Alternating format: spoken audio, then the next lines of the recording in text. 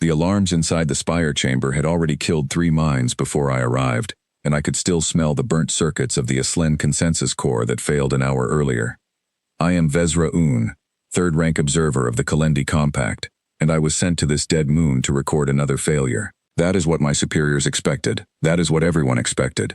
The Sentinel Spire had stood on this rock for 11,000 years, older than every spacefaring race we know, and in all that time, nobody had ever answered its riddle. The chamber was a circle of black stone under a dome of shifting light, and at its center stood the spire itself, a column taller than any building I had ever entered, humming with a sound that felt older than sound. Around it stood the delegations, Vorkoth logicians with 6 eyes each, calculating silently, Etherian mathematicians, their bodies covered in living equations that moved like tattoos, Slen hive minds, connected through metal threads that pulsed with dying light where their third core had just failed. Thousands had come here across centuries. Thousands had left in shame, or had not left at all. I stood near the human delegation, mostly because nobody else wanted to. Humans were new to galactic society, barely 40 years past their first contact, and most species treated them the way you treat a puppy that has learned to speak. Loud, fast, undisciplined, clever in small ways but nothing that mattered here. Their delegation was thin. An ambassador named Priya Malhotra, sharp-eyed and quiet, stood beside 2 aides. And then there was the child. Her name was Lily Whitfield, and she was maybe 7 years old, sitting on the floor near her mother's feet, swinging her legs, bored out of her mind. Her mother worked in the embassy's supply division, not diplomacy, and there had been no one to watch Lily that day, so she had been brought along like a piece of luggage nobody wanted to carry but had no choice. I remember thinking, this is what humanity sends to witness history, a child who cannot even sit still. The spire's light shifted, and the chamber fell silent.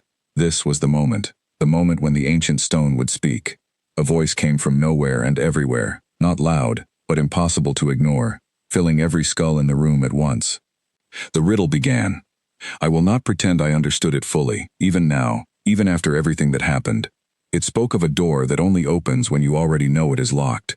It spoke of a question that becomes false the moment you believe it is true. It described a number that equals itself only when nobody is counting it, and vanishes the instant a mind tries to hold it. The words twisted back on themselves like a snake, eating from both ends at once. The Vorkoth logicians began calculating immediately, their eyes flickering through spectrums of light none of us could see. Around the chamber, dozens of translated readouts scrolled past on floating screens, each civilization racing to be first, racing to solve what nobody had solved in 11,000 years. I had read the old records. I knew what usually happened next. The Ithrian delegation, 3 centuries ago, had spent 40 years building a single answer, a proof so complex it filled an entire moon's worth of storage crystal. When they finally presented it, the spire's light dimmed for exactly 1 second, and then brightened again, unmoved. 40 years gone in a single flicker. The Aslen hive mind that had failed just before I arrived had tried something different.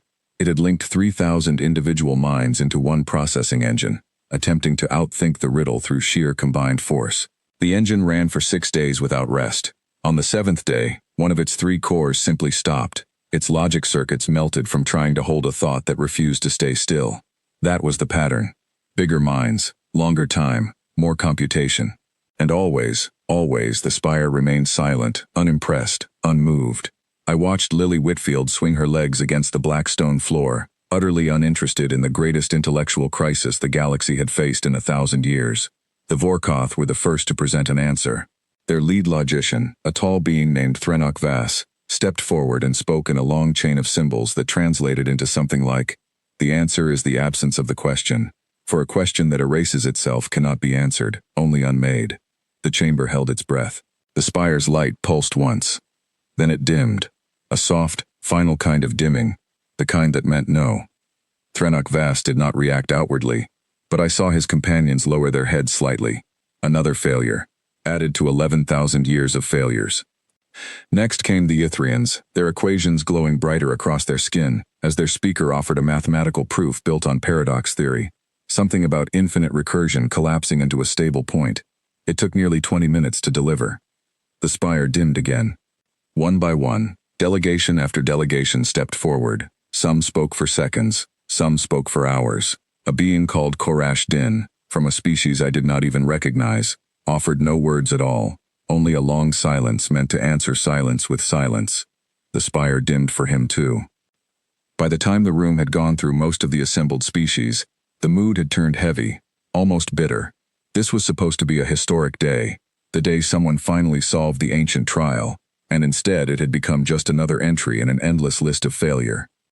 Ambassador Malhotra was called forward for the human delegation, mostly as a formality. Nobody expected humans to attempt a real answer. They had no dedicated scholars here, no logicians, no living equation speakers, just an ambassador who worked mostly on trade agreements and immigration policy. She stepped up to the base of the spire, looked at the ancient stone, and admitted, quite plainly, that she did not have an answer. She said humanity had only been part of galactic society for a short time, and this riddle was clearly beyond what she or her aides could solve today. I expected the spire to dim, as it always did, and for that to be the end of it. A polite failure. A quiet mark in the record books, no different from anyone else's. Instead, something happened that had never happened before in the entire history of the trial. Lily Whitfield stood up. Her mother reached for her, whispering something about sitting back down, but the girl had already started walking toward the base of the spire, small steps echoing against stone that had swallowed the pride of 1,000 civilizations. Nobody stopped her. I think, in that moment, everyone was simply too stunned to react. A child, walking toward the most feared monument in known space, while ambassadors and logicians and dying hive minds watched in silence. She stood where Threnok Vass had stood, where the Etherian speaker had stood, where thousands before her had stood and failed. The spire's voice repeated the riddle for her, the same twisting words about doors and locks, about questions that become false the moment you believe them, about numbers that vanish the instant someone tries to count them. Lily listened, tilting her head slightly, the way children do when they are trying to decide if something is actually interesting or just noise. And then she laughed. It was not a nervous laugh, not a mocking laugh either. It was the honest, unguarded laugh of someone who has just heard something genuinely funny, the kind of laugh that comes before thought, before manners, before anyone tells you it might not be appropriate to laugh at 11,000 years of unsolved mystery. The chamber went utterly silent. Even the humming of the spire itself seemed to pause. Ambassador Malhotra started to move toward her daughter, but I saw her stop herself, some instinct telling her to wait. Lily wiped her eyes, still smiling, and said, in a small, clear voice that the translation systems picked up instantly and broadcast to every mind in the room, that the riddle sounded exactly like a joke her uncle told her once, about a man who looks for his keys everywhere except his own pocket, because as long as he does not check his pocket, he can pretend he still has somewhere left to look. She said the door in the riddle was like that. It only stays locked as long as you believe you have not found the key yet, but you already have it. You have had it the whole time. The trick was never about opening the door. The trick was about admitting you were holding the key and just did not want to stop searching, because searching felt safer than being done.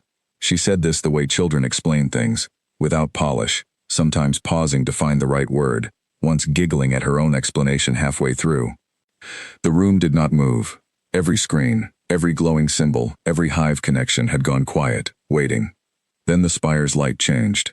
It did not dim, the way it had dimmed for every failure before. Instead it brightened, slowly, warmly, a color none of us had seen it produce in 11,000 years of recorded history. The humming sound shifted into something almost like a low, resonant tone, deep and steady, filling the chamber not with alarm, but with something closer to recognition. The stone beneath our feet trembled once, gently, and along the inner walls of the dome, ancient markings that nobody had ever been able to read began to glow, forming patterns, then words, then something that the translation system struggled to keep up with because it had simply never needed to translate acceptance before. Threnok Vass, the Vorkoth logician, stood frozen, his 6 eyes fixed on the child. I do not know what expression his species used for shock, but every muscle in his tall frame had gone rigid. The Etherians' living equations froze mid-motion across their skin, as if their own bodies did not know how to process what they had just witnessed. I felt something in my own chest, an emotion I did not have a proper word for, somewhere between disbelief and a strange, quiet joy. The spire spoke again, and this time its voice was different, softer, almost gentle, saying that the trial had never been about intelligence in the way most species assumed. It had never been built to reward the biggest mind, or the longest proof, or the most complex calculation. It had been built to find a mind capable of stepping outside the trap entirely, A mind willing to treat an ancient, terrifying puzzle as something small enough to laugh at, honest enough to admit the obvious truth everyone else was too proud to say. For 11,000 years, every species that came here had tried to outthink the riddle. They had tried to be more clever than it, more patient than it, more powerful than it. Not one of them had considered simply refusing to take it as seriously as it demanded to be taken. A child had. I looked at Lily, who was already losing interest in the glowing walls, tugging at her mother's sleeve and asking if they could go get food, completely unaware that she had just done what thousands of history's greatest minds had failed to do across 11 millennia. Ambassador Malhotra knelt down and pulled her daughter close, her hands shaking slightly, though her voice, when the spire asked for confirmation of the answer, remained steady enough to speak on humanity's behalf. The other delegations began to stir, murmuring in their own languages, some clearly displeased, some watching with an expression I can only describe as reluctant wonder. Threnok Vass approached slowly and said something I did not expect from him. He said that his people had spent generations training minds specifically for this trial, and that it had never once occurred to any of them that the correct response might simply be to laugh. I stayed in that chamber long after the ceremony ended, long after the other delegations had left to send urgent reports back to their governments, long after Lily Whitfield had been given a small ceremonial token she probably would not understand the significance of for another 10 years. I stayed because I wanted to understand what I had just witnessed, and I am still not sure I fully do. What I know is this. Every civilization that came before humanity treated the riddle as a mountain to be climbed through effort and brilliance. They built taller ladders, stronger ropes, more advanced tools. They never once asked whether the mountain was actually there, or whether it only looked that tall because everyone agreed to be afraid of it. Humans, it seems, do not always ask permission before doubting something enormous. Sometimes they just laugh at it, and find, to everyone's shock, including their own, that the laughing was the answer all along. I do not know what this means for the rest of the galaxy, now that a species barely 40 years old has done what none of us could do in 11,000 years. I do not know how the Precursor Council will respond when a small, unserious voice takes its seat among ancient and solemn beings who have ruled this space since before most of us existed. But I know this. Somewhere out there are other ancient monuments, other old and terrible puzzles built by minds long gone, waiting patiently for someone clever enough, or humble enough, or simply reckless enough, to walk up and treat them as something small. And I think, after what I saw that day, that the rest of the galaxy should probably start getting used to the sound of human laughter, because it seems we have all been taking things far too seriously for far too long.